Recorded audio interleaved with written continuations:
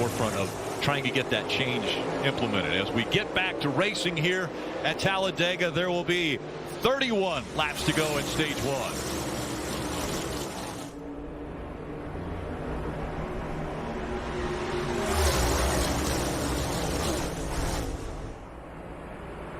With 31 laps to go now, all of these drivers that have come to pit road can make it to the end of this stage on fuel.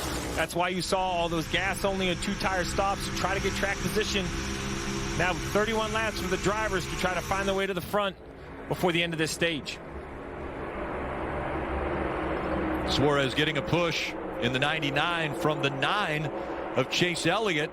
Chase is doing a lot of hard work to try to stay as close as he can to this 99 so he can begin pushing right now. As soon as they get straight on this straightaway, he can get back to the back bumper of that car and do more work down the straightaway. They're very uncomfortable to push in the corners. They will not do that, but they want to be very close so when they are back on the straightaway, the pushing can begin immediately.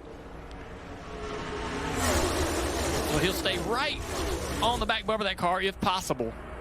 Parker. Well, and Dale, I had this conversation with Chase Elliott earlier today just about bump drafting and how you approach it in this car. And he said, you know, in the old cars, you could offset through the corner. You kind of push on the right side. You never wanted to push on the left side. He dives to the bottom there on Suarez and gets a push from Kyle Busch in the 18. But he said, now, as you mentioned, you have to be square. And even if you push in the corners, you just have to be square. He said it's very unique where you just have to line up perfectly with that car in front of you and push them any offset at all. And that's an issue, as you saw him use that to his advantage and now take the lead. Most popular driver when he takes the lead at any racetrack. The crowd roars. Chase Elliott in front here at Talladega. Yeah, the crowd will like that. Chase Elliott. Ton of fans here. An aggressive move to get to the bottom and lead that line. Right here you see it. We talked about how soon can you move down in front of somebody. What does this guy behind you have to do? See, Kyle Busch gets a run right here. Chase Elliott sees it. He goes down. Kyle Busch eases into the back of Chase Elliott. That prevents from wrecking Chase Elliott and ultimately gets him in front of that outside line.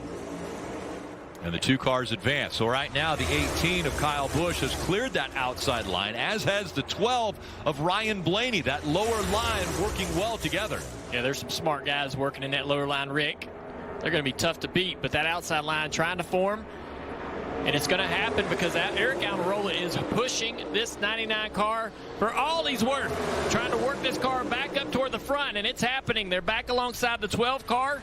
Marty, what you got on that 12? Boy, Ryan Blaney, third in line there on the bottom in the yellow car. And Junior, he has talked a lot about the ride quality, saying it's maybe the worst he's ever felt at Talladega. I know Steve says it's not a ride contest, it's a speed contest. But at 200 miles an hour, if the ride quality, Junior, is that rough, how would that affect you in the draft? Well, it'd make your car faster because you're trying to get that car as low as you can. They've been doing that here for decades, running really high rebound shocks to where the cars are just impossible to drive. But they go so fast that you have to try to run everything you can to be able to put speed in the car, but it makes it very uncomfortable, and you get very limited time, Dave, inside the car in these type of race conditions with those uncomfortable ride qualities.